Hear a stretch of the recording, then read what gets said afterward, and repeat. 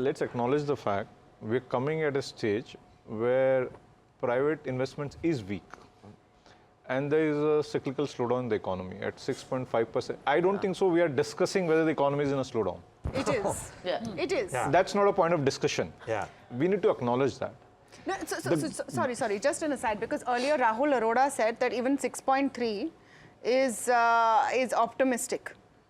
No, I don't think so. I'm not so bearish. I think India's base case growth is somewhere around 6.5%, which is what the RBI also believes, and we are somewhere there. But I certainly think we can do much better in terms of our growth.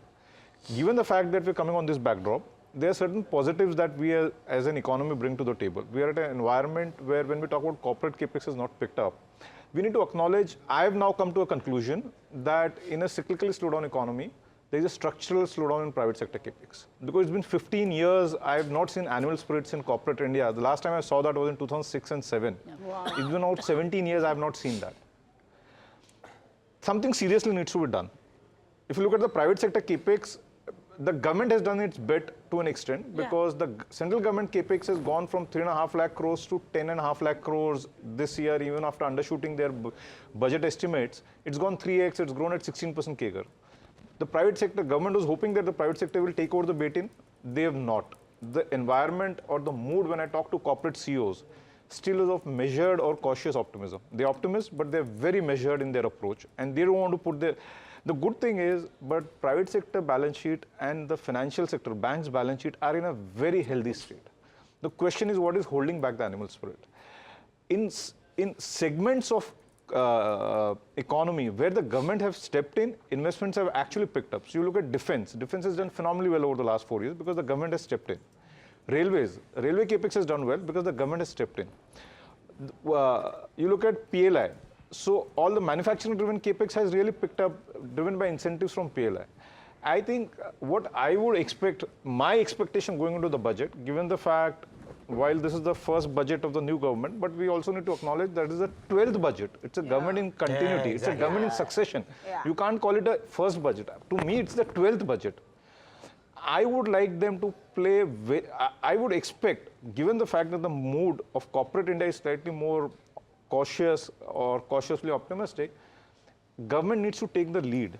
I would be very disappointed if it's not a very bold budget because you would not get this opportunity again. The government needs to take the lead. By bold, okay, 2-3 things which are bold. Let's raise a sharp focus. Aggressively double down on reviving investment in the economy. Whatever they did has helped, but probably we need on a much bigger scale. So if government bought PLI-linked incentive in 2020 and 21, and over the last 3 or 4 years they've expanded that, that has really helped, that has picked up.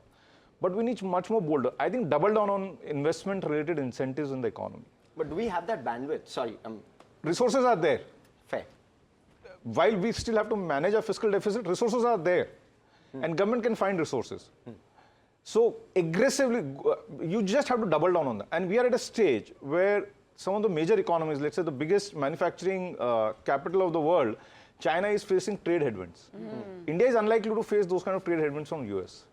So we have an advantage from a global perspective where global companies are wanting to shift their supply chain to India. We cannot let go of this opportunity. I must acknowledge we have missed the bus or we have let go of this opportunity multiple times in the last 20 years.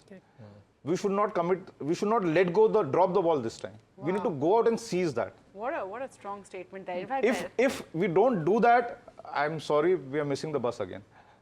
So we need to do that. At the same time, we need to acknowledge that we are coming out of an environment where real incomes have declined. Household needs help.